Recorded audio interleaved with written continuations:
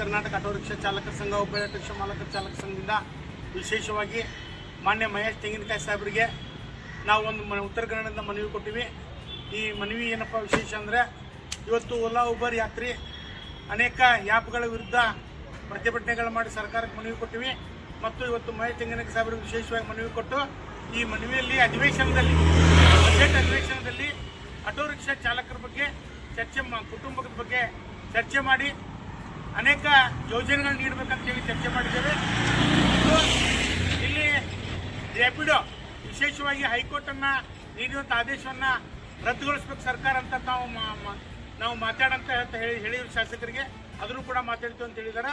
ಈಗೆಲ್ಲ ನಮ್ಮ ಚಾಲಕರು ಎಲ್ಲ ನಿಮ್ಮ ದುಡಿಮೆಯನ್ನು ಬಿಟ್ಟು ಏನಿಲ್ಲ ಮನವಿಗೆ ಕೊಡ್ಲಿಕ್ಕೆ ಬಂದಿದ್ರೆ ಎಲ್ಲರಿಗೂ ನಾನು ತುಂಬ ಸರ್. ಹುಬ್ಬಳ್ಳಿ ಆಟೋ ರಿಕ್ಷಾ ಮಾಲಕರ ಚಾಲಕರ ನೇತೃತ್ವದಲ್ಲಿ ಸೆಂಟ್ರಲ್ ಕ್ಷೇತ್ರದ ಹುಬ್ಬಳ್ಳಿಯ ಮಾನ್ಯ ಶಾಸಕರಾದ ಮಹೇಶ್ ತೆಂಗಿನಕಾಯಿ ಸಾಹೇಬರಿಗೆ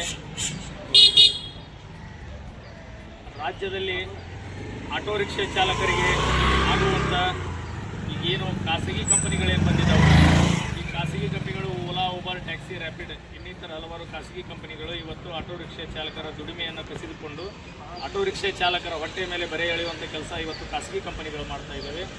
ಅದರ ವಿರುದ್ಧವಾಗಿ ಇವತ್ತು ರಾಜ್ಯ ಸರ್ಕಾರ ಮಾನ್ಯ ಈ ರಾಜ್ಯದ ಮುಖ್ಯಮಂತ್ರಿಗಳಾದ ಸನ್ಮಾನ್ಯ ಶ್ರೀ ಸಿದ್ದರಾಮಯ್ಯ ಇರಬಹುದು ಮತ್ತು ಸಂಬಂಧಪಟ್ಟಂಥ ಸಾರಿಗೆ ಸಚಿವರು ಮತ್ತು ಉಪಮುಖ್ಯಮಂತ್ರಿಗಳು ಇವತ್ತು ಬೈಕ್ ಟ್ಯಾಕ್ಸಿಯವರ ಒಳ ಒಪ್ಪಂದದ ಮೇರೆಗೆ ನಮ್ಮ ಆಟೋ ರಿಕ್ಷಾ ಚಾಲಕರ ಮೇಲೆ ಇವತ್ತು ಹೊಟ್ಟೆಯ ಮೇಲೆ ಬರೆ ಎಳೆಯುವಂಥ ಪರಿಸ್ಥಿತಿ ರಾಜ್ಯ ಸರ್ಕಾರ ಮಾಡಿದ್ದಾರೆ. ಅದಕ್ಕೆ ಸಂಬಂಧಪಟ್ಟಂತೆ ಇವತ್ತು ನಮ್ಮ ಶಾಸಕರಿಗೆ ಇವತ್ತು ಮನವಿ ನೀಡಿದ್ದೀವಿ.